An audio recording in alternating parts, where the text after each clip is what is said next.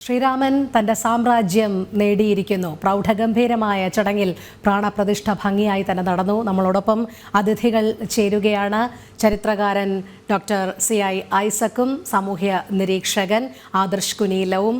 ശ്രീ ആദർശ് കുനീലം, എന്തായാലും ഒരു പുതിയ യുഗപ്പിറവി എന്നാണ് പ്രധാനമന്ത്രി വിശേഷിപ്പിച്ചത് പ്രാണപ്രതിഷ്ഠയെ. സ്വാഭിമാനം വീണ്ടെടുക്കുകയാണ് ഭാരതം. ഇനി രാമരാജ്യം എന്ന സങ്കല്പത്തിൽ അധിഷ്ഠിതമായി വിവേചനങ്ങളില്ലാത്ത ഒരു ഭരണരീതി തന്നെയായിരിക്കും മുന്നോട്ട് പോകുക. അതുതന്നെയാണ് ഏവരും ആഗ്രഹിക്കുന്നത്. അതുകൊണ്ട് പ്രാണപ്രതിഷ്ഠ രാമരാജ്യം എന്നുള്ളതിനെ അതിൻ്റെ വിശാല അർത്ഥത്തിൽ നമുക്ക് എങ്ങനെ വ്യാഖ്യാനിക്കാം?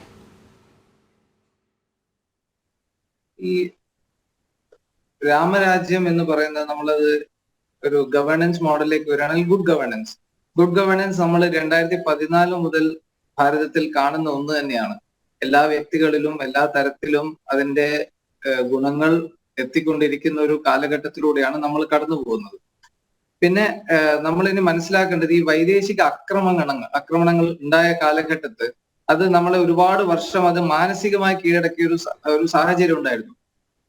അവർ വിദേശ ശക്തികളൊക്കെ ഭാരതം വിട്ട് 47 പോയിട്ടുണ്ടെങ്കിലും നമ്മൾ മാനസികമായി അതിൽ നിന്ന് പല കാര്യങ്ങളിലും ഇന്നും പിന്നോട്ടടിക്കുന്ന ഒരു സാഹചര്യമായിരുന്നു ഉണ്ടായിരുന്നത്. നമ്മുടെ ആത്മീയത, നമ്മുടെ സാഹിത്യങ്ങൾ, നമ്മുടെ എല്ലാ തരത്തിലുള്ള നമ്മുടെ ഭാരതത്തിന്റെ ഒരു സാംസ്കാരിക ചൈതന്യം എങ്ങും എത്താതെ അത് തന്നെയായിരുന്നു ഈ വൈദേശിക ശക്തികൾക്ക് വേണ്ടിയിരുന്നതും.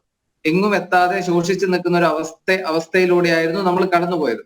2014 ശേഷം നമ്മൾ അതിൽ നിന്നൊക്കെ മാറി ഓരോ കാര്യങ്ങളായി നമ്മൾ വീണ്ടും പുനരുജ്ജീവിപ്പിച്ചുകൊണ്ടിരിക്കുകയാണ്. നമ്മൾ പല കാര്യങ്ങളും നമ്മൾ മുന്നോട്ട് വന്നു. ഇപ്പം നമ്മൾ ഒരുപാട് ഉദാഹരണങ്ങൾ പറയാൻ തുടങ്ങി കഴിഞ്ഞാൽ ഒരുപാട് ഉദാഹരണങ്ങളുണ്ട്. ഇപ്പം ലേറ്റസ്റ്റ് ആയിട്ട് വന്ന ഭാരതീയ നിയമ സംഹിതകൾ വരെ അത് എത്ര കാലഘട്ടം മുമ്പ് ഉള്ളതാണെന്ന് നമുക്ക് എല്ലാവർക്കും അറിയുന്ന കാര്യമാണ്. 1960 കാലഘട്ടങ്ങളിൽ ഉണ്ടാക്കപ്പെട്ട ഒരു നിയമസംഹിത ഇന്നും നമ്മൾ ഫോളോ ചെയ്യുന്ന ഒരു ഇതിൽ നിന്ന് തന്നെ നമുക്ക് മനസ്സിലാക്കാൻ കഴിയും ഈ വൈദേശിക ആധിപത്യം എത്രത്തോളം മാനസികമായി നമ്മളെ തളച്ച് ഇട്ടിരിക്കുകയായിരുന്നു. അതിൽ നിന്നൊരു വിമോചനമാണ് ഇന്ന് യഥാർത്ഥത്തിൽ സംഭവിക്കുന്നത്. കാരണം ഇന്ന് ആത്മീയമാണ്. ഇന്ന് ഭാരതത്തിലെ എല്ലാവരും ഇന്ന് ആഘോഷ തിമർപ്പിലാണ്. അതിൽ ഹിന്ദു എന്നോ മുസ്ലിം എന്നോ ക്രിസ്ത്യൻ എന്നോ ഇല്ല. ക്രൈസ്തവ സംഘടനകളും ഇന്ന് ആഘോഷിക്കുന്നുണ്ട്. അവരും ആഹ്വാനം ചെയ്ത കാര്യങ്ങളൊക്കെ നമ്മൾ കണ്ടതാണ്. പിന്നെ ഈ രാം ജന്മഭൂമി ഈ കേസിന് ആദ്യം തന്നെ കേസ് കൊടുത്ത നമ്മൾ ഇക്ബാൽ അൻസാരി അദ്ദേഹമൊക്കെ നമുക്ക് അറിയുന്നതാണ്. അദ്ദേഹം വളരെ സന്തോഷത്തോടെയാണ് ഭഗവാൻ രാമനെ വരവേൽക്കുന്നത്. അപ്പം ഇന്ന് ഇത്തരം മാനസികമായി വൈദേശിക ആധിപത്യത്തിൽ നിന്ന് നമ്മൾ വിമുക്തമായി കൊണ്ടിരിക്കുന്ന ഒരു ഘട്ടത്തിലൂടെയാണ് കടന്നു പോകുന്നത്. അത് ഇനിയും ഒരുപാട് നമ്മൾ പോകും. അത് ഇതിൽ കൊണ്ട് മാത്രം അവസാനിക്കുന്നല്ല. ഞാൻ പറഞ്ഞ പോലെ ഈ ചരിത്ര രേഖകളിൽ പലതും നമ്മുടെ വിദ്യാർത്ഥികൾ അല്ലെങ്കിൽ നമ്മുടെ കുട്ടികൾ പഠിക്കുന്ന പലതും യഥാർത്ഥ ചരിത്രമല്ല.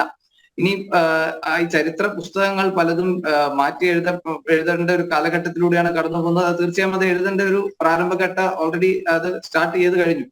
അപ്പൊ തീർച്ചയായും അതിലൂടെ നമുക്ക് നമ്മുടെ ഒരു സ്വാഭിമാനത്തെ വീണ്ടെടുക്കാൻ കഴിയും. നമുക്ക് നഷ്ടപ്പെട്ട ഒരു പൈതൃകം വീണ്ടെടുക്കാൻ കഴിയും.